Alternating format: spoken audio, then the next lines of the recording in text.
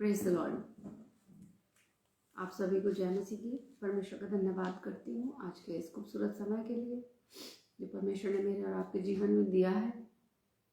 बहुत से लोग हैं आज जो इस दिन को नहीं देख पाए हैं और वो परमेश्वर की गोद में चले गए हैं, लेकिन मैं और आप बहुत नसीब वाले हैं जो इन समयों में हम और आप ज़मीन पर पाए जाते हैं, खुदा के बेटे और बेटियां कहलाते हैं। आइए हम लोग सब प्रार्थना करते हैं, परमेश्वर का धन्यवाद करेंगे हर एक उत्तम आशीषों के लिए जो परमेश्वर ने मेरे और आपके जीवन में दे रखी है। धन्यवाद धन्यवाद दयालु महान सामर्थ्य परमेश्वर, प्रभु यीशु मसीह के नाम से प्रभु जी तेरे सिंहासन के सम्मुख आते हैं पिता परमेश्वर और प्रार्थना करते हैं प्रभु। आज दिन भर में प्रभु जी जो भी हमसे अपराध हुए, चाहे वो ख्याली तौर पे हो, चाहे हमारे हाथों के द्वारा हो, हमारी जुबान के द्वारा हो, किसी भी प्रकार से अगर हमारे जीवन से प्रभु पाप हुआ हो प्रभु जी, तो उस पाप को क्षमा करें प्रभु जी। और प्रभु जी हमारे अपराधों को मिटा दें परमेश्वर। प्रभु दिन भर संभालने के लिए प्रभु तेरा धन्यवाद करते हैं परमेश्वर। और जितनी आशीषें प्रभु तूने हमें दी हैं हमारे जीवन में, उसके लिए प्रभु धन्यवाद देते हैं। जिस लायक हम थे भी नहीं प्रभु, तूने हमें वो सब चीजें दी हैं परमेश्वर। प्रभु जी इस शाम के समय में प्रभु तेरी हुजूरी में आते हैं और पिता परमेश्वर इस समय को प्रभु जी तेरे हाथों में सौंप देते हैं। दुआ करते हैं अपने देश के लिए पिता परमेश्वर, हमारे देश को प्रभु इस बुरी महामारी से बचाएं। हर एक जन पे प्रभु तेरी दया बनी रहे परमेश्वर। तेरे लोगों पर प्रभु जी तेरी दया रहे परमेश्वर। जो लोग बीमार हैं प्रभु, उन सबों पर प्रभु जी दया करें, चंगाई दें परमेश्वर। जो लोग अस्पतालों में भर्ती हैं प्रभु जी, उनकी सुधि लें पिता परमेश्वर। आज इलेक्शन का डे है प्रभु, हमारे देश में जगह जगह इलेक्शंस हो रहे हैं प्रभु जी। होने दें प्रभु जी कि तेरी ओर से प्रभु जो भी तेरी योजना हो वो पूरी होने पाए। हमारे देश की रक्षा करें, सुरक्षा दें परमेश्वर। हर एक जन को प्रभु आशीष दें परमेश्वर। जहाँ कहीं भी प्रभु तेरे नाम का कलाम पहुंचाया जाता हो प्रभु जी, वो बहुतायत के साथ फैले प्रभु। और तेरा बीज प्रभु जी, तेरा वचन प्रभु लोगों के हृदय में बोया जाए और काम करे प्रभु जी, उनके जीवन में फलवंत हो प्रभु। पिता परमेश्वर अपने से जुड़े हर एक व्यक्ति के लिए दुआ करते हैं कि प्रभु जी हर एक जन को प्रभु अपनी सुरक्षा में ले परमेश्वर। तेरे खून के बाड़े में प्रभु अपने देहात्मा प्राण को देते हैं परमेश्वर, अपने आप को छुपाते हैं परमेश्वर। और प्रभु जी प्रार्थना करते हैं प्रभु हम पे रहम करें, दया करें परमेश्वर। हमारी पिता परमेश्वर हमारे अपराधों को प्रभु गिने ना परमेश्वर, बल्कि हमें माफी दें परमेश्वर। प्रभु हमारे दिलों को नम्र बनाएं पिता परमेश्वर। प्रभु जी हमारे घर परिवार खानदान पर, हमसे जुड़े हर एक व्यक्ति पर प्रभु जी तेरी दया की दृष्टि बनी रहे प्रभु जी। पिता परमेश्वर सबके साथ हो, सबकी मदद करें। यीशु मसीह के नाम से इस प्रार्थना को मांग लेते हैं, आमीन। खुदा का धन्यवाद करते हैं कि प्रभु ने आज ये खूबसूरत शाम जो मेरे और आपके जीवन में दी है, ये चुन के समय पिता ने हमें दिया है कि हम उसकी हुजूरी में आएं और अपने आप को हलीम करें, नम्र करें, दीन करें, कि हम खुदा के पाक कलाम को सुने और उस पे चलने वाले बन सकें। आइए हम लोग आज एक बात पर मनन करेंगे कि संसार में आज हम भागे चले जा रहे हैं, भीड़ है, दुविधाएं हैं, चिंताएं हैं, फिक्रें हैं। बहुत सारे लोगों के पास बहुत सारी मुसीबतें, परेशानियां, बीमारियां, कर्जे, कोर्ट केस, पुलिस कचहरी और बहुत सारे लोगों के पास अपने मसले हैं जिनमें वो उलझे हुए हैं। और ऐसे ही सुबह होती है, ऐसे ही शाम होती है और यूं ही जिंदगी तमाम हो जाती है। और यही हमारी जिंदगी है कि हम सुबह उठते हैं, भाग दौड़ करते हैं, थकते हैं, और रोटी खाते हैं और सो जाते हैं, फिर सुबह उठते हैं, यही हमारे लाइफ का रूटीन है। और हम अपने जीवन को इसी प्रकार से जी के समाप्त कर देते हैं। और उस जीवन में कई बार हम लोग भूल जाते हैं कि हमें रचने वाला पिता परमेश्वर, जिसने हमें माता के गर्भ से रचा, जिसने मुझे और आपको पैदा किया, बनाया, इस दुनिया में भेजा है, वो मुझसे और आपसे क्या चाहता है। तो मैं बताना चाहती हूं, आप सब परमेश्वर के पाक कलाम को पढ़े हुए हैं, सुने हुए हैं, या अगर कोई नहीं भी जानता है तो मैं बताना चाहती हूं कि परमेश्वर के पास मेरे और आपके जीवन के लिए बहुत ही बहुमूल्य योजनाएं हैं। और परमेश्वर ने किसी भी व्यक्ति को बिना योजना के तैयार नहीं किया। हर एक के जीवन में परमेश्वर ने एक उद्देश्य दिया है, और मैं और आप परमेश्वर की नजर में बहुत ही बहुमूल्य हैं। परमेश्वर का पाक कलाम कहता है कि तुम गौरैयों से बढ़कर हो, बहुत सी गौरैयों से बढ़कर हो, और तुम्हारे सिर के बाल भी सब गिने हुए हैं। चाहे दुनिया की नजर में मैं और आप कितने ही बुरे क्यों ना हो, मैं और आप कितने ही घिनौने क्यों ना हो, मुझसे और आपसे लोग कितनी ही घृणा क्यों ना करते हो, मेरा और आपका चाहे कितना भी तिरस्कार क्यों ना करते हो, कोई मेरी और आपकी कितनी बेइज्जती क्यों ना करता हो, बुरी तरह क्यों ना बात करता हो, लेकिन कोई हमें वैल्यू भी ना देता हो, अपने घमंड में रहता हो, हमें बार बार झिड़कता हो, लेकिन हमें इस बात से निराश नहीं होना है, क्योंकि दुनिया है, मनुष्य मनुष्य का तिरस्कार करता है, लेकिन परमेश्वर कभी भी मनुष्य का तिरस्कार नहीं करता है, क्योंकि परमेश्वर के हाथों की रचना है मनुष्य। और जब भी मनुष्य, कोई भी व्यक्ति परमेश्वर के पास जाता है तो परमेश्वर उसका कभी तिरस्कार नहीं करता है। जैसे कि एक बेटा जितनी बार अपने पिता के पास दीनता और हलीमी से जाता है, पिता हमेशा उसकी बातों को सुनता है, प्यार करता है, गले से लगाता है, और उसकी बातों को मानता है और सुनता भी है, और उसे अपने दिल में जगह भी देता है। सेम ऐसा ही हमारा और स्वर्गीय पिता परमेश्वर का रिलेशनशिप है, जो हमसे बहुत प्यार करता है। और परमेश्वर का पाक कलाम कहता है कि परमेश्वर ने अपने इकलौते पुत्र को मेरे और आपके लिए दे दिया। उसने संसार से इतना प्यार किया कि उसने अपना इकलौता बेटा दे दिया, ताकि जो कोई भी उस पर ईमान लाए वो नाश ना हो, बल्कि हमेशा का जीवन पाए, अबदी जिंदगी पाए। और अबदी जिंदगी खुदा ने हर एक व्यक्ति के लिए रखी, किसी एक के लिए उसने इस चीज को नहीं चुना है। इस संसार में चाहे कोई कितना भी अमीर क्यों ना हो, कितना ही नामी गिरामी व्यक्ति क्यों ना हो, वो यहीं तक सीमित है, वो सिर्फ यही रह जाएगा। आने वाले समय में जब हम और आप सिंहासन के सामने आएंगे, तब पता चलेगा, तब प्रकट होगा कि हमारी और सबकी क्या वैल्यू है परमेश्वर के सामने। यहाँ इस पृथ्वी पे चाहे हम कितने भी मूल्यवान क्यों ना हो, कितने भी वैल्यूएबल क्यों ना हो, चाहे हम कोई सुपरस्टार हो, चाहे हम कुछ भी क्यों ना हो, लेकिन अगर हमारा स्वर्ग में कोई स्थान नहीं है तो ये जीवन बिल्कुल व्यर्थ है।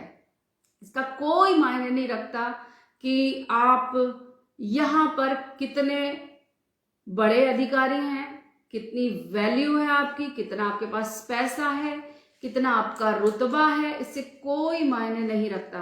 परमेश्वर की नजर में ये चीजें मायने रखती ही नहीं है। और अगर आप स्वर्ग में प्रवेश नहीं कर पाते हैं पृथ्वी पे इतना सब होने के बाद, तो वो सब कुछ आपका परिश्रम व्यर्थ है, क्योंकि आपने पूरे जीवन भर परमेश्वर को नहीं जाना। आइए वचन की ओर चलते हैं, और वचन में एक बहुत ही खूबसूरत जिक्र हम कई बार पढ़ चुके हैं, और हम आज एक बात पे मनन करेंगे जो कि स्वर्गीय बादशाहत का है, जो कि अब्दी जिंदगी का है और उस अब्दी जिंदगी में दाखिल होना हर एक व्यक्ति चाहता है। अगर आप इस संसार में कोई भी पद पे क्यों ना हो, कितने भी पैसे वाले क्यों ना हो, कोई भी अधिकारी क्यों ना हो, अगर आप परमेश्वर के राज्य में दाखिल नहीं हुए तो सब कुछ बेकार है। बाइबल में एक हमको बहुत ही खूबसूरत जिक्र मिलता है और हम बचपन से पढ़ते चले आए हैं और आज हम उसी पर थोड़ा सा मनन करेंगे, जो कि हमें देखने को मिलता है लूका की किताब 16वें अध्याय उसकी 19 आयत से लेकर के और 31 आयत तक, जहां पर हम देखते हैं एक धनी मनुष्य को और एक निर्धन लाजर को। और इस मनुष्य की कहानी मैं समझती हूं कि हर एक मसीही व्यक्ति ने कभी ना कभी अपने जीवन में जरूर सुनी होगी और ये एक बहुत ही रोचक घटना है। जब हम इसको पढ़ते हैं, पढ़ने में बहुत इंटरेस्टिंग लगती है, लेकिन जब हम इसको देखते हैं, जब हम इसमें जाते हैं, जब हम इसकी गहराई में उतरते हैं, तो ये एक बहुत दिल दहलाने वाली घटना मालूम होती है। सुनने में तो बहुत अच्छा लगता है, बड़ा एक फिल्म सी लगती है, लेकिन जब अगर हम इसको जीने के लिए देखें, अगर हम इसके कैरेक्टर में उतर के देखें, तो सचमुच में ये एक बहुत ही भयावह घटना है, बड़ी दर्दनाक घटना है। और इसके दोनों ही पार्ट जो हैं वो दोनों ही बड़े दिल को छूते हैं। और इस घटना को हम पढ़ेंगे जो कि हमें देखने को मिलता है लूका 16 अध्याय उसकी 19 आयत से लेकर के 31 आयत तक। और मैं इस पर सोच रही थी, मनन कर रही थी और बार बार मेरे को परमेश्वर का कलाम इसके विषय पे सोचने को मजबूर कर रहा था। उस लाजर के विषय पे मैं बहुत सोच रही थी कि सचमुच में लाजर नाम का जो व्यक्ति था, जिसको कि बाइबल में कंगाल का नाम दिया गया है, मैं इस घटना को आपके सामने पढ़ती हूँ और हम इस पे मनन करेंगे कि परमेश्वर का पाक कलाम जो बता रहा है, सच में अगर हम इस कैरेक्टर को एक क्षण के लिए भी जीने की सोचें या उसमें उतरने की कोशिश करें तो वाकई में बहुत ही भयावह स्थिति है ये। और इसके दोनों पार्ट, जैसा मैंने पहले भी बोला, बहुत ही भयावह हैं। अगर इसको हम जाएं इसके कैरेक्टर में तो दिल दहलाने वाली घटना है ये। और इसको हम एक कहानी के रूप में अगर पढ़ते हैं तो बहुत ही हमें छोटी सी घटना लगती है, लेकिन ये छोटी नहीं है, ये हमारी जिंदगी का एक आईना है, हकीकत है जिसको कि हम देखते हैं। एक धनवान मनुष्य था जो बैंजनी और मलमल पहनता और प्रतिदिन सुख विलास से और धूमधाम के साथ रहा करता था। लाजर नाम का एक कंगाल घावों से भरा हुआ उसकी डेवड़ी पर छोड़ दिया जाता था और वह चाहता था कि धनवान की मेज पर की झूठन से अपना पेट भरे, यहां तक कि कुत्ते भी आकर उसके घावों को चाटते थे। ऐसा हुआ कि वह कंगाल मर गया और स्वर्गदूतों ने उसे लेकर अब्राहम की गोद में पहुंचाया। वह धनवान भी मरा और गाड़ा गया और अधलोक में उसने पीड़ा में पड़े हुए अपनी आंखें उठाई और दूर से अब्राहम की गोद में लाजर को देखा।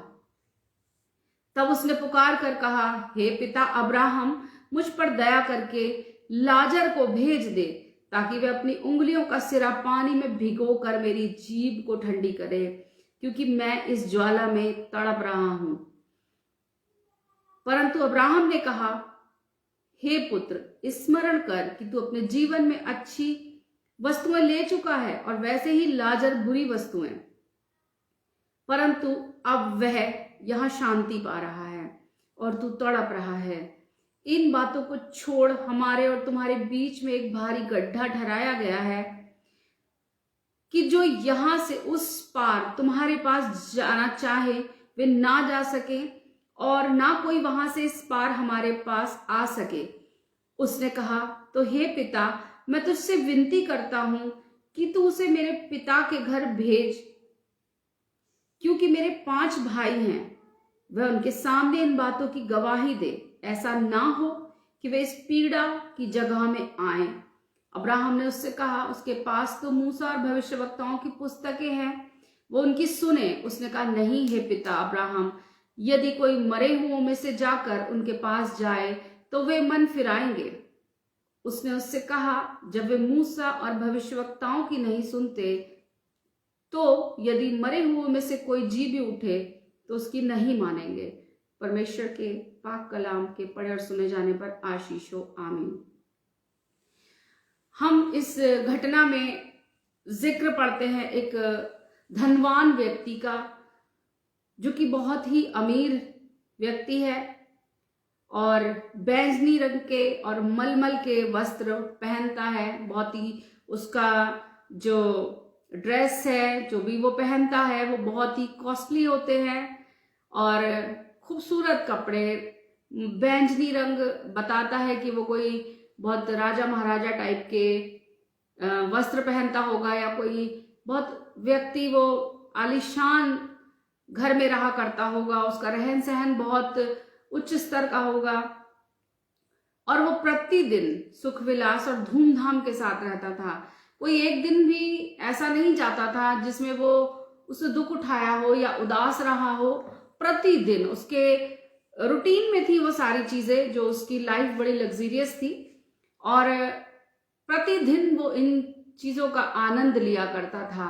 अच्छा खाना, अच्छा पीना, अच्छा रहना, अच्छा बिस्तर, अच्छे कपड़े, नौकर चाकर, और हर एक चीज उसकी जो थी वो धूमधाम के साथ थी। बहुत ही हर्षोल्लास के साथ उसके सारे काम होते थे और उसे पता ही नहीं है कि दुख होता क्या है, और वो इसे अपने जीवन में आनंद के साथ जी रहा था और उसे किसी बात का गम नहीं था। बाइबल ऐसा जिक्र करती है कि वो धूमधाम के साथ रहा करता था, यानी कि बहुत ही उसके हर बात में खूब इंटरटेन होता होगा और खूब इंजॉय कर रहा था वो अपनी लाइफ को। हर एक तरीके से उसकी हर एक चीज बड़ी अच्छी हुआ करती होगी, हर एक छोटी छोटी बातों को वो सेलिब्रेट करता होगा, या जो भी चीजें थी उसकी लाइफ में वो बहुत ही आलीशान रही होंगी।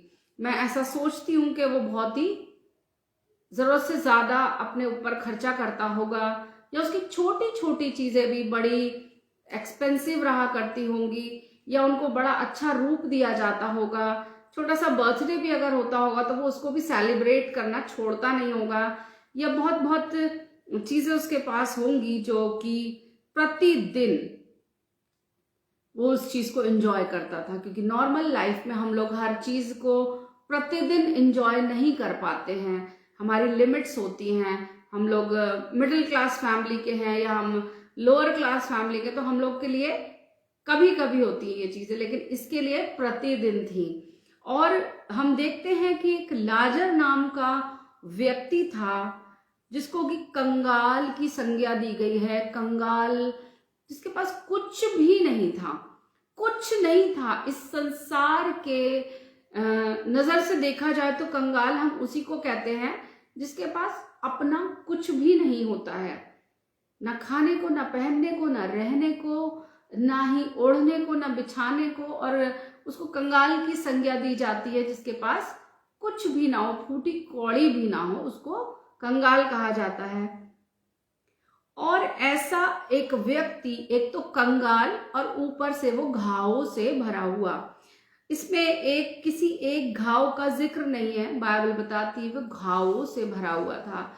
पता नहीं कितने घाव होंगे उसके, और उसकी चौखट पे उसको छोड़ दिया जाता था, यानी कि छोड़ा जाता था, यानी कि वो कोई उसको लाता होगा वहां पर छोड़ने के लिए, क्योंकि वो खुद नहीं चल पाता होगा, खुद वो चलने की स्थिति में नहीं होगा। उसके घाव थे, उनमें से दर्द भी होता होगा लाजर को, उस कंगाल व्यक्ति को, उसमें से खून भी निकलता होगा उन घाव में से। उनमें हीलिंग नहीं थी घाव में। घाव तभी होते हैं जबकि वो हील ना हो रहे हो, उन्हीं को घाव की डेफिनेशन बोला जाता है। ऐसे ही बताते हैं कि जो चीज हील नहीं हो पाती है, लगातार रिसती रहती है, वही घाव बन जाते हैं, वही नासूर हो जाते हैं आगे को। जो भरते नहीं है वो घाव होते हैं। तो वो भरने की स्थिति में नहीं था, और एक भी नहीं था, वो बहुत ढेर सारे होंगे, और लगातार वो ऐसी ही कंडीशन में था, और उसके चौखट पे उसको छोड़ दिया जाता था। उसके पस भी निकलता होगा, खून भी निकलता होगा, उसके दर्द भी होता होगा, और वो घाव भरते भी नहीं होंगे उसके, हो सकता है कोई और भी उसको बीमारियां हों और भी उसको दिक्कतें हों। और जब वो छोड़ा जाता था उस धनवान की चौखट पर या उसके दरवाजे पर या गेट पर हम कहें या उसके सामने, तो उस धनवान व्यक्ति की चौखट पे छोड़े जाने का कारण क्या था? वो चाहता था, यानी कि वो जो लाजर कंगाल व्यक्ति था उसकी चाहत थी, बाइबल बताती है, और वह चाहता था, उसकी चाहत थी, उसकी डिजायर थी, उसकी इच्छा थी कि धनवान की मेज पर की झूठन से वह अपना पेट भरे। यहां पर यह नहीं लिखा है कि वो खाता था झूठन, यहां लिखा है कि वो चाहता था, यानी कि उसकी इच्छा थी कि जो झूठन उस धनवान के मेज पे बचती है, जो कि कुत्तों को दी जाती है या फेंकी जाती है, ये उसकी इच्छा थी कि वो मुझे मिल जाए और मैं वो खाऊं और अपना पेट भरूं। ऐसा लिखा है बाइबल में, ये नहीं लिखा कि वो खाना उसको दिया जाता था। यहां ये भी नहीं लिखा है कि वो उस खाने से अपना पेट भरा करता था। यहां पर लिखा है कि वो चाहता था, यानी कि चौखट पे बैठ के वो आशा लगाता था, उसकी इच्छा थी कि वो ये खाने को खाए। भूखा रहा करता था और वो इच्छा रखता था कि झूठन ही मिल जाए मुझे तो मैं इससे अपना पेट भर लूंगा। और यहां तक बुरी स्थिति में था कि कुत्ते भी आकर के उसके घावों को चाटते थे, यानी कि वो हिलडुल नहीं पाता होगा, और कुत्ते आकर के अगर किसी का घाव चाटें तो इसका मतलब ये होता है कि वो व्यक्ति उन कुत्तों को भी नहीं भगा पाता होगा। अब इस कंडीशन में अगर आप किसी व्यक्ति को देखें तो वो बिल्कुल मरण स्थिति में होगा कि एक तो उसको खाना नहीं मिलता था, ऊपर से उसके घाव बहते थे, उसकी बॉडी में हीलिंग नहीं थी, उसके पास से बदबू आती होगी, और वो जो कुत्ते आते थे, एक भी कुत्ता नहीं, कुत्ते लिखा है बाइबल में कि कुत्ते भी आकर उसके घाव को चाटा करते थे। यानी कि कुत्ते आए और कुत्तों ने देखा कि कुत्ते भूखे हैं और कुत्तों को कुछ नहीं मिला, तो कुत्ते आके लाजर को उसके घावों को चाट के अपनी जुबान को ठंडा करते थे। कितनी बुरी और दयनीय स्थिति होगी उस व्यक्ति की जो कि लाजर था। अगर हम इसके कैरेक्टर को देखें तो कितनी पीड़ादायक स्थिति में लाजर जी रहा था। वो एक बहुत ही दर्दनाक स्थिति थी कि कुत्ते उसके घाव को चाटते थे, भूखा रहा करता था, उसको पेट भर के भोजन भी नहीं मिलता था। और एक तरफ हम देखते हैं तो उस धनवान की स्थिति को हम देखते हैं कि वो कितना अपना ऐशो आराम के साथ रहा करता था, और उस धनवान के दरवाजे पर ही ये लाजर छोड़ा जाता था। फिर एक ऐसी स्थिति आई कि वो कंगाल भी मर गया, उसका समय आया और वो मर गया, और उसने इस पृथ्वी पर कुछ भी नहीं पाया। कुत्तों के द्वारा चाटा जाना, भूखे रहना, तिरस्कार, बदबू, लोगों के द्वारा उपहास का कारण बनना, समाज में उसकी कोई वैल्यू नहीं थी, कोई इज्जत नहीं थी, उसका अपना कोई स्टेटस नहीं था, उसके पास घर मकान कुछ भी नहीं था। और एक दिन ऐसा हुआ कि वो मर गया, और जब वो मर गया तो उसकी कीमत बिल्कुल बदल गई। यहां पर हम देखते हैं ये उसकी लाइफ यहां से वहां पहुंच गई, और जब हम देखते हैं उसको तो यही टर्निंग पॉइंट था उसकी लाइफ का कि यहां उसके घाव को कुत्ते चाट रहे थे, और वो इच्छा रखता था कि वो उस झूठन को खाए जो वो धनवान की मेज पे पड़ी रहती थी। और यहां पर एकदम समय बदला, उसका जीवन जिस दिन समाप्त हुआ और वो अब्दी बादशाहत में दाखिल हुआ, तो बाइबल बताती है कि वो मरा तो स्वर्गदूत आए और उसको ले गए। ये एक बहुत ही धन्य बात है कि जो लाजर था, जो कंगाल था, जिसने संसार में कभी कुछ नहीं पाया, दुखों को उठाया, पीड़ाओं को उठाया, लेकिन मैं विश्वास करती हूं कि वो परमेश्वर को जानता था। कहीं ना कहीं वो अपने ईमान में बहुत पक्का रहा होगा, उसने परमेश्वर को पुकारा होगा, परमेश्वर के प्रति वो ईमानदार रहा होगा। भले ही उसने संसार में, अपने जीवन में उसने रुपए पैसे नहीं पाए, गरीबी में जिया, घाव में जिया, बदबू में जिया, दुख मुसीबत में जिया, लेकिन वो परमेश्वर को जानता था और उन दुख मुसीबतों में भी उसने परमेश्वर को नहीं छोड़ा। और जब वो मरा तो उसको बाइज्जत स्वर्गदूत लेने आए और उसको अब्राहम की गोद में पहुंचा दिया गया। ये उसकी लाइफ का एक बहुत बड़ा अचीवमेंट था जो उसने इस पृथ्वी पर रह के काटी, दुख मुसीबतें परेशानियां। और अब जब वो वहां था, जिसकी वैल्यू यहां नहीं थी, उसकी वैल्यू वहां बढ़ गई, वहां वो वैल्यूएबल हुआ, जिसके बारे में हम मजबूर हो जाते हैं सोचने के लिए कि क्या आज की डेट में मैं स्वर्ग जा सकती हूं। अगर मैं अपने बारे में भी सोचूं तो मेरे आगे क्वेश्चन मार्क बनता है और मैं इस चीज को सोचने लग जाती हूं कि क्या मैं स्वर्ग जा सकती हूं। मैं भी कॉन्फिडेंट नहीं हूं, क्योंकि अनजाने जाने कितने गुनाह हमसे होते हैं। और क्या हम खुदा की बादशाहत में दाखिल हो सकते हैं? क्या हम जा सकते हैं उस खुदा के सिंहासन पर विराजने के लिए उसके साथ में? क्या हम अब्राहम की गोद में पहुंचाए जाने लायक हैं? लेकिन एक वो व्यक्ति जिसकी वहां कोई वैल्यू नहीं थी, संसार में जो कोई वैल्यू नहीं देता था, जिसे लोग धुतकारते थे, भूखा रहा करता था, प्यासा रहा करता था, वो उस मुकाम को पा गया और वो वहां पहुंचाया गया। फिर कुछ समय के बाद वो धनवान व्यक्ति भी मरा,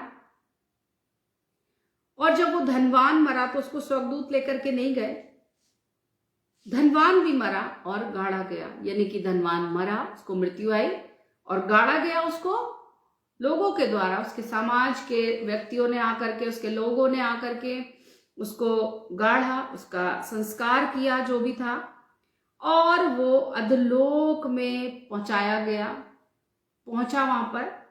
और अधलोक के बारे में मैं सोचती हूं कि हम सब जानते हैं स्वर्ग और नरक के विषय में, और जब हम इसके बारे में पढ़ते हैं अधलोक के विषय में, तो लिखा हुआ है कि जब उसने पीड़ा में गया, वो पीड़ा क्योंकि उसने अपने जीवन में कभी दुख नहीं देखा था, और जब वो वहां गया तो पीड़ा में जब उसने देखा और नजरें उठाई अपनी, तो उसने देखा कि दूर से अब्राहम की गोद में लाजर को देखा उसने।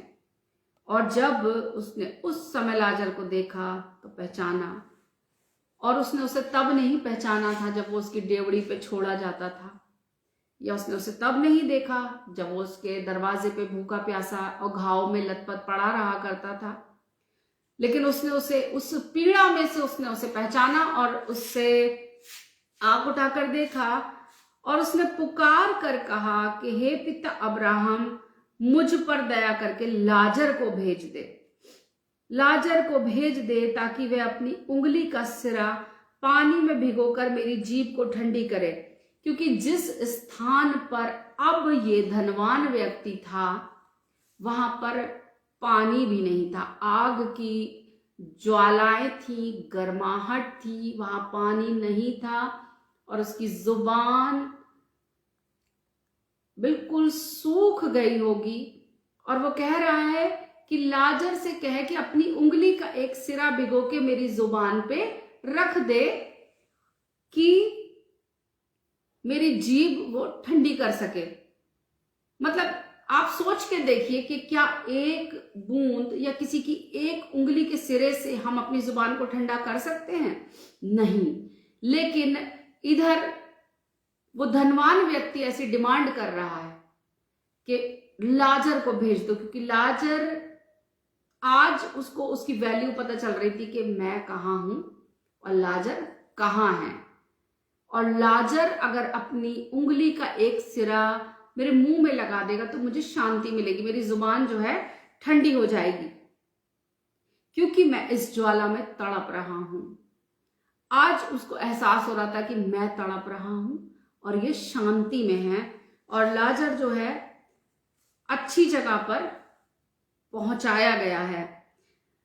लेकिन अब्राहम ने कहा कि देख पुत्र, स्मरण कर कि तू अपने जीवन में अच्छी वस्तुएं ले चुका है और वैसे ही लाजर बुरी वस्तुएं, परंतु अब वह यहां शांति पा रहा है और तू तड़प रहा है।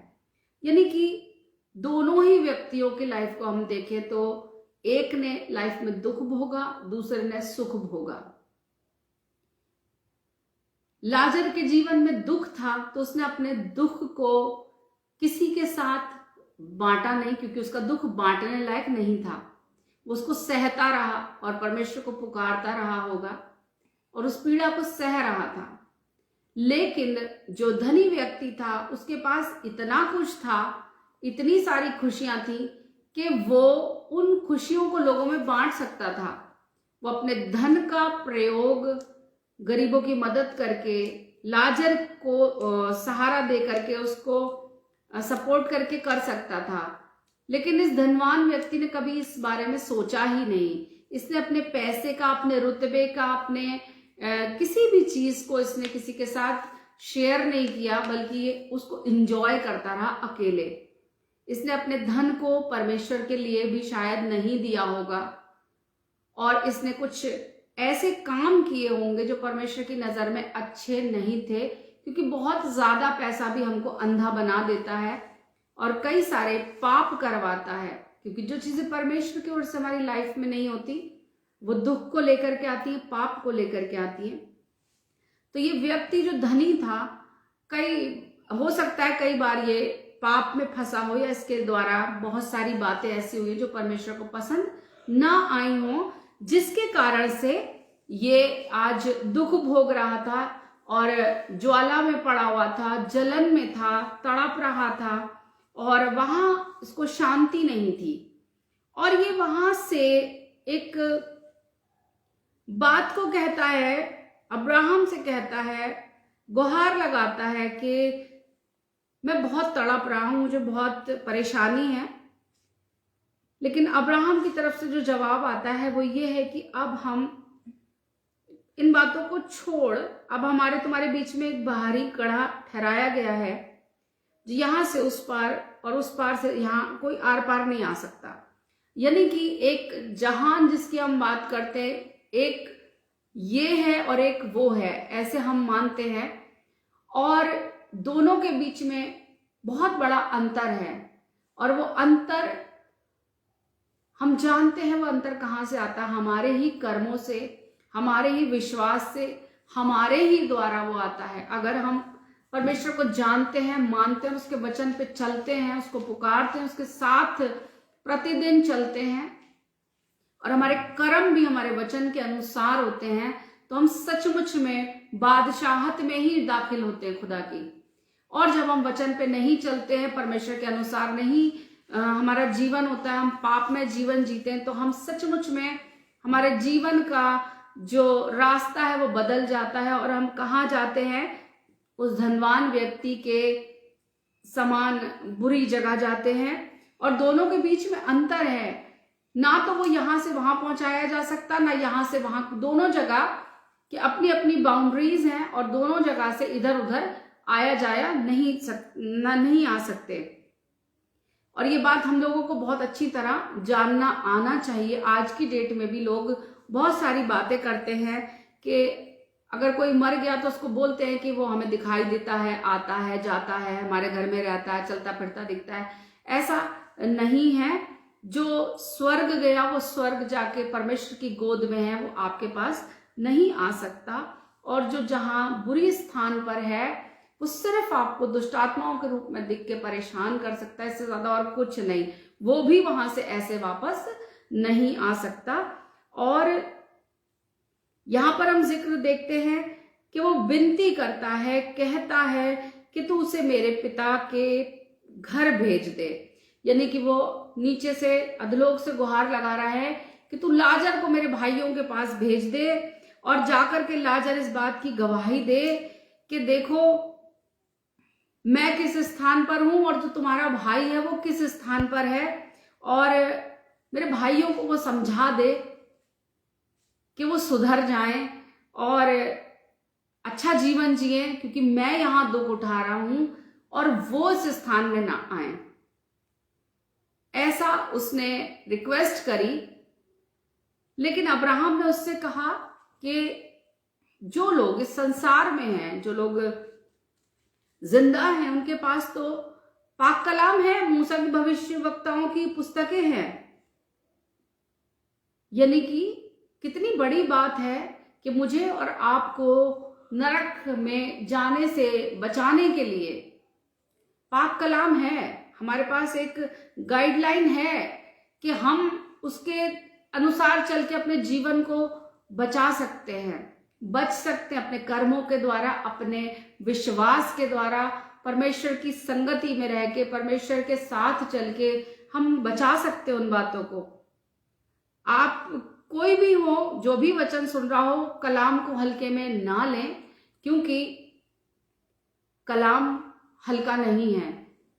कलाम मुझे और आपको जीने का मार्ग दिखाता, वो मेरे और आपके जीवन के लिए एक चिराग की तरह काम करता है और मुझे और आपको स्वर्ग ले जाने में एक बहुत बड़ा रोल है। इसी के द्वारा हम पहुंच सकते हैं। जब हम इसको पढ़ेंगे, इससे संगति करेंगे, इस पे चलेंगे, इस पुस्तक के द्वारा, ये एक कुंजी है, एक चाबी है मुझे और आपको परमेश्वर के पास जाने में, पहुंचाने में ये हमारी और आपकी हेल्प करती है और इसी के द्वारा हम पहुंचते हैं। इसमें वर्णन है कि जो भविष्यवक्ताओं की पुस्तकें हैं उनकी सुने, इस कलाम में जो लिखा है हम इसको सुने, इसको माने, अपने चित्त पे इसको लिख लें, अपने जीवन में, अपने कैरेक्टर में इसको उतार लें, अपनी आंखों में इसको उतार लें, अपने कर्मों में इसको उतार लें और इसी के अनुसार चले। क्योंकि ये पुस्तकें मेरे और आपके घर में तखालों में रखी रहती हैं, टेबल पे रखी रहती है, इस पे जाले लग जाते हैं, पूरा पूरा दिन मैं और आप मोबाइल चलाते हैं और इसको नहीं पढ़ते। जबकि यही पुस्तक अब्राहम भी कह रहा है कि उनके पास तो ये भविष्यवक्ताओं की पुस्तकें हैं, वो इसकी पढ़े और इसको सुने, इसकी सुने। एक मृत व्यक्ति के कहने से या उसकी गवाही देने से क्या हो जाएगा? जब इतने बड़े बड़े भविष्यवक्ताओं की पुस्तकें, पाक कलाम खुदा का आपके घरों में, आपके जीवन में खुदा ने दे रखा है, तो एक मुर्दे को जी के वापस आने में या दर्शन दे के या किसी बात में आकर के आपको कहने से क्या आप बदल जाएंगे? जब आप इतने बड़े बड़े भविष्यवक्ताओं की बात नहीं मान रहे, खुदा के कलाम की बात नहीं मान रहे हैं, तो फिर एक लाजर जैसे व्यक्ति की बात को कौन मानेगा, जो कि कोई भी कीमत नहीं रखता था, जिसके घाव कुत्ते चाटते थे, जो भूखा प्यासा रहा करता था, जिसकी कोई गिनती नहीं थी। तब उसने कहा, उस धनी व्यक्ति ने कहा, नहीं है पिता अब्राहम, पर यदि कोई मरे हुए में से उसके पास जाए तो वे मन फिराएंगे। वो व्यक्ति ये चाह रहा है कि मरा हुआ व्यक्ति जाके उनसे बोले तो शायद वे मन फिरा जाएंगे, वे मान जाएंगे लाजर की बात को। लेकिन बहुत अच्छी बात जो अब्राहम ने बोली, उसने कहा जब वे मूसा और भविष्यवक्ताओं की नहीं सुनते तो यदि मरे हुए में से कोई जी भी उठे तो भी उसकी नहीं मानेंगे। ये बहुत इंपॉर्टेंट बात है। आज मैं और आप कई बार लाइफ में नहीं मानते हैं, इस भविष्यवाणी की पुस्तक की बातें नहीं सुनते हैं जो खुदा ने मुझे और आपको दी है। और जो बाइबल है वो भविष्यवाणियों से भरी हुई पुस्तक है और एक जीती जागती मेरे और आपके लिए गवाहियों की पुस्तक है। और पाक कलाम मुझे और आपको नहीं चाहता कि मैं और आप जाएं उस नरक की आग में। खुदा का कलाम मुझे और आपको बार बार आगाह करता है कि किसी भी रीति से मैं और आप मन फिराएं, मन फिरा के मैं और आप इस कलाम में आए, अपनी जिंदगी को वापस मोड़ें, हम जहां भी जी रहे हैं और उसके अनुसार हम चलें, खुदा के साथ हम जुड़ें और उसके साथ एक रिश्ता कायम करें। क्योंकि स्वर्गीय जीवन पाना हर एक इंसान की ख्वाहिश तो है, लेकिन क्या हम स्वर्गीय जीवन पाने के लायक बन पाते हैं? क्या हमारे अंदर वो काबिलियत है कि हम स्वर्गीय जीवन जिए? क्या हम जीते जी अपने ऐसे कार्य करते, क्या हम परमेश्वर के भय में जी रहे हैं कि हम उस बादशाहत में दाखिल हों जो खुदा ने मेरे और आपके लिए तैयार कर रखी है? सचमुच में परमेश्वर ने बोला मन फिराओ। मन फिराना, बार बार पाक कलाम नए नियम में बताता है कि अपने मन को शुद्ध करें, हम अपने मन को फिराएं।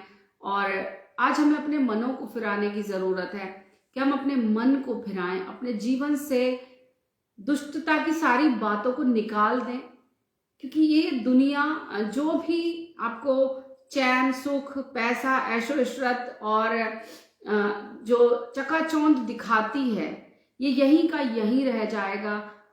अगर हम परमेश्वर के नजदीक नहीं आएंगे, उसकी बातों को नहीं मानेंगे, भले ही बेशक आज मैं और आप इस दुनिया में चाहे भले ही कितना दुख उठा रहे हो, कोई बात नहीं, दुख अय्यूब ने भी बहुत उठाया।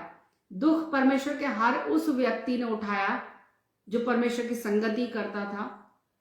दुख डैनियल ने भी बहुत उठाया, दुख यूसुफ ने भी बहुत उठाया, और दुख तो यीशु मसीह ने खुद भी बहुत उठाया। लेकिन जिन्होंने दुख उठाया वो आज सब एक ऐसी जगह पर हैं जहां मैं और आप जाने की कोशिश तो करते हैं, लेकिन इस संसार में मैं और आप किसी भी रीति से दुख नहीं उठाना मांगते परमेश्वर के लिए।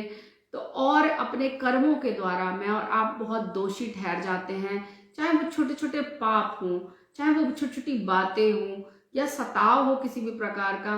लेकिन मैं और आप कई बार भूल जाते हैं कि मेरे और आपके कर्म, मेरा और आपका विश्वास, मेरे और आपके परमेश्वर के साथ रिलेशनशिप हमें कहां से कहां पहुंचा देंगे। अगर आपके कर्म, आपका विश्वास, आपका ईमान मजबूत है और खुदा के साथ एक मजबूत रिश्ते में आप बंधे हुए हैं, तो निश्चित तौर पे आप उस बादशाहत में दाखिल होने के हकदार हैं। और आपका रिलेशनशिप अगर परमेश्वर के साथ मजबूत नहीं है तो आप उस बादशाहत में नहीं जा सकते। इस दुनिया का दौलत आपको स्वर्ग लेके नहीं जा सकता। इस दुनिया की कोई भी बड़ी से बड़ी पोस्ट नहीं जा सकते, बड़े से बड़ी जान पहचान आपको स्वर्ग लेके नहीं जा सकती। काश इस धनी व्यक्ति ने अपने जीवन को परमेश्वर के अनुसार जिया होता, या इसने दया की होती, या इसने परमेश्वर को जाना होता, तो ये व्यक्ति भी लाजर के समान वहां बैठा होता जहां लाजर बैठा था। लेकिन अफसोस, इस व्यक्ति ने अपने जीवन को अपने रीति से जिया, इसने परमेश्वर को नहीं पहचाना और अंत में इसने दुख उठाया। और ये जानता था कि इसके पीछे जो इसके भाई भी आने वाले हैं वो भी संभल जाएं, सुधर जाएं, क्योंकि जिस पीड़ा को ये झेल रहा था, ये नहीं चाहता था कि इसके भाई भी यहाँ पर आए। वो जानता था कि इसके भाई भी वहीं आएंगे, इसीलिए रिक्वेस्ट कर रहा है कि लाजर से कह दो कि ये जाकर के मेरे भाइयों को गवाही दे कि ऐसा ना हो कि वे भी इस पीड़ा की जगह में आए। यानी कि वो कुछ ऐसा कर रहे थे उसके भाई जो इस व्यक्ति ने किया था, धनी व्यक्ति ने, और इसके भाई जो थे वो भी इन सब बातों में लिप्त रहे होंगे जो इसको इस पीड़ा वाली जगह में ला रही थी। और बाइबल बहुत अच्छी तरीके से बताती है, ये जो पीड़ा वाली जगह जिसकी मैं बात कर रही हूं, आप और मैं जानते हैं जिस स्थान की बात हो रही है वहां का कीड़ा कभी नहीं मरता है। मैं और आप अच्छी तरीके से जानते हैं कि वहां पर रोना, पीटना और दांतों का किटकिटाना होता है। मैं और आप अच्छी तरह जानते हैं कि वहां पर पीड़ाओं का अंत नहीं है। और ऐसी ही जगह पर यह धनवान व्यक्ति आकर के दुख झेल रहा था, और लाजर एक ऐसे स्थान पर था जहां पर ना दर्द है, ना गम है, ना आंसू है, ना पीड़ाएं हैं, ना सताव है, और जहां पर भूख और प्यास नहीं है। वहां पर शांति है, अमन है, चैन है, प्रेम है, और वहां पर परमेश्वर की उपस्थिति है, परमेश्वर की संगति है और परमेश्वर के साथ लोग वहां पर रहा करते हैं और परमेश्वर की स्तुति और आराधना वहां पर होती रहती है। वहां पर स्वर्गदूतों का वास है, वहां पर वहां की जो जगह है वो सोने की सड़कें हैं वहां पर, और वहां की जो जमीन है उसका जिक्र भी हम प्रकाशित वाक्य में देखते हैं, और वहां के पानी का भी जिक्र है कि वो बिल्कुल चमकदार है। और किस प्रकार का वर्णन हम अच्छे खासे उसमें पढ़ सकते हैं प्रकाशित वाक्य में। जब आप पढ़ेंगे तो हम बहुत ही डीपली उसको देख सकते हैं कि स्वर्ग का वर्णन कैसा है और कितने प्रकार के स्वर्गदूत वहां रहा करते हैं। तो जिस व्यक्ति ने इस संसार में दुख उठाया, परेशान रहा, परमेश्वर की उपस्थिति में रहा, दुख भले ही उसके जीवन में था, लेकिन आज वो जिस चीज का अधिकारी बना बैठा था उसका जीवन वहां पर जाकर के सफल हुआ। उसका शरीर तो भले ही नाश हुआ, दुख उठाया, लेकिन उसकी आत्मा परमेश्वर के साथ आनंद में थी और वो वहां पर बहुत सुकून के साथ अपने जीवन को जी रहा था परमेश्वर के साथ में। क्योंकि निश्चय हम जानते हैं इस चीज को कि परमेश्वर के साथ मौत का कोई साथ नहीं, परमेश्वर के साथ अब्दी जिंदगी है। और ये लाजर जो व्यक्ति था, इसने अपने जीवन को वहां पर जाकर के संपूर्ण किया और परमेश्वर की गोद में वो गया और स्वर्गदूत उसको वेलकम करने के लिए आए और उसने वहां पर जाकर के फिर अपनी लाइफ को एंजॉय किया परमेश्वर की उपस्थिति में। तो मुझे और आपको जरूरत है कि मैं और आप मन फिराएं और अपने जीवन से, अपनी देह के द्वारा परमेश्वर की महिमा करें, अपने जीवन को नाश ना करें इन सांसारिक बातों में, क्योंकि ये संसार मुझे और आपको कुछ नहीं देगा। ये क्षणिक है, कुछ समय के लिए है, उसके बाद की जो लाइफ है वो हमेशा की है। चाहे वो आपकी स्वर्गीय जिंदगी हो या अधलोक की जिंदगी हो, वो फिर हमेशा के लिए, उन पीड़ाओं का, उन दुखों का अंत नहीं है और स्वर्ग में उस सुख का अंत नहीं है जो परमेश्वर मेरे और आपके लिए रखना चाहता है। तो निर्णय मेरा और आपका है कि मैं और आप क्या चुनना चाहते हैं। तो बहुत जरूरी है कि मैं और आप इस पाक कलाम को पढ़ें, माने, जाने और इस पर चलें। और इस छोटी सी घटना को, जो कि हम कई बार पढ़ चुके हैं, एक बहुत बड़ी सीख देती है हमें। बड़ी गहराई में जाकर के अगर आप इसको देखेंगे तो बहुत सारे भेद इसमें छिपे हुए हैं, बहुत सारी बातें इसमें हैं। इसको आप पढ़ के आंक सकते हैं कि आप अपने जीवन में कहाँ पर उतर रहे हैं और आपका रास्ता कौन सा है, आप किधर हैं। तो परमेश्वर का जो पाक कलाम है वो आप सबों को बहुत सारी आशीष दे और इस वचन के द्वारा आप अपने जीवन में तय करें कि आप कहाँ जाना चाहते हैं। और परमेश्वर के वचन को पढ़ें, सुने और इस पर मनन करें, क्योंकि यही मुझे और आपको जीने का आधार देती है। आइए हम लोग सब प्रार्थना करते हैं। धन्यवाद दयालु सामर्थी परमेश्वर, प्रभु यीशु मसीह। प्रभु जी दुआ करते हैं परमेश्वर इस लाजर की घटना के लिए, प्रभु जी जो तूने हमें बताई कि प्रभु जी हम किस प्रकार से अपने जीवन को जी के प्रभु जी तेरी हुजूरी में आ सकते हैं परमेश्वर। किस प्रकार से हम अपने जीवन को प्रभु पापों से दूर रखें। प्रभु हमें सिखा, हमें बता और हमें छुटकारा दे पिता। हर एक बंधन से, हर एक श्रापों से प्रभु हमें बचाएं, छुटकारा दें प्रभु जी। और हर एक मुसीबत परेशानी को हमारे जीवन से दूर रखें प्रभु। हर एक बीमार व्यक्ति को चंगाई दें, हर एक परेशान व्यक्ति को प्रभु सांत्वना दें पिता। पिता हर गमजदा खानदान को शांति दें प्रभु जी। पिता हर एक जन पे प्रभु जो तेरे वचन को सुनता, पढ़ता, मानता है प्रभु, उसके जीवन में दुगनी आशीषों को दें प्रभु जी। जितने लोग तेरी सेवा कर रहे हैं खुदावंत खुदा, उनको प्रभु बहुतायत के साथ आशीषें दें परमेश्वर। प्रभु जी दुआ करते हैं परमेश्वर इस रात के समय के लिए प्रभु, हर एक व्यक्ति पर प्रभु अपनी निगहबानी करें परमेश्वर, सबकी मदद करें परमेश्वर। और पाक कलाम को प्रभु इस देश में, इस संसार में फैलाने में मदद और सहयोग करें प्रभु जी। लोगों को एक मन करें पिता परमेश्वर कि लोग तेरे कामों को प्रभु जी हंसी खुशी से प्रभु, अपनी मर्जी से पिता परमेश्वर खुशी से करने वाले बन सके परमेश्वर। अपने पाक कलाम को प्रभु जी हमारे जीवन में उतारें पिता परमेश्वर, और हमारे जीवन को प्रभु जी अपने योग्य बनाए पिता।